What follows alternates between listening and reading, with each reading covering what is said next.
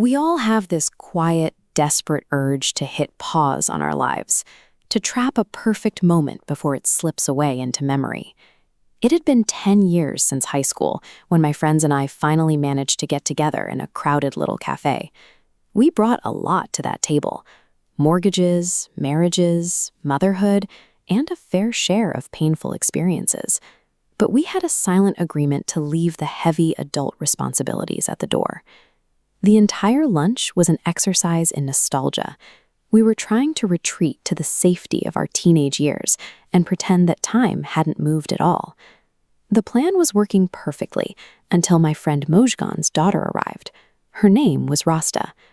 While the rest of the table caught up on a decade of history, Rasta and I ended up in our own little world. She sat next to me, showing off her drawings and asking a relentless stream of questions. You could practically see the gears turning in her head. She was absorbing everything around her, decoding new pieces of the world minute by minute. The contrast between us was striking. We were sitting there doing everything in our power to hide in the past, while this bright little kid was charging headfirst into the future.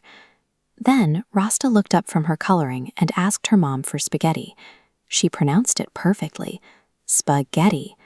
Mojgan smiled, patted her head, and replied, "Not spaghetti, sweet." The whole table laughed. I couldn't laugh.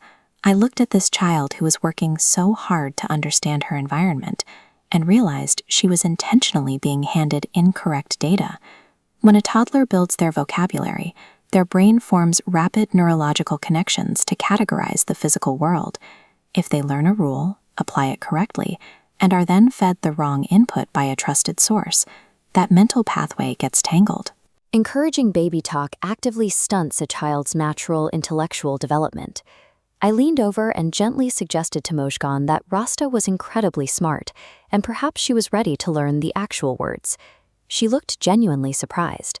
She told me it was only one word, and that this stage of childhood disappears so fast, she just didn't want it to end. I completely understood her. That protective instinct a parent has to keep their baby little and shield them from the rush of time comes from a place of deep love.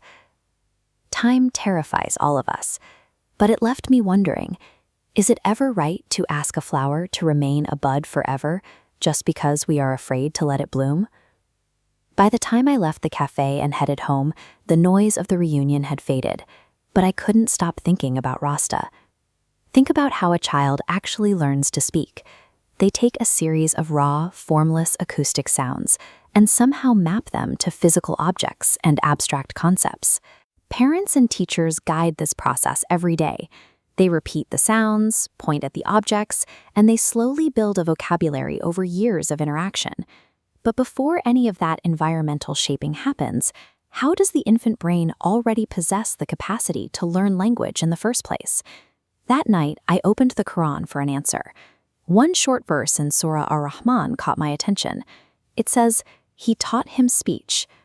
Beyond physical vocal cords, this points to the divine architecture required to translate abstract thoughts into shared language.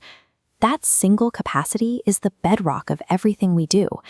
Without it, no shared history, no scientific discovery, there is no education, and no way to sit around a cafe table 10 years later and reconnect with friends. It is entirely natural to mourn the passing of infancy, but we do our children a disservice if we let the fear of time stop us from celebrating what comes next. Because as sweet as those fleeting moments of childhood are, watching a human mind blossom and reach its full potential is the true miracle.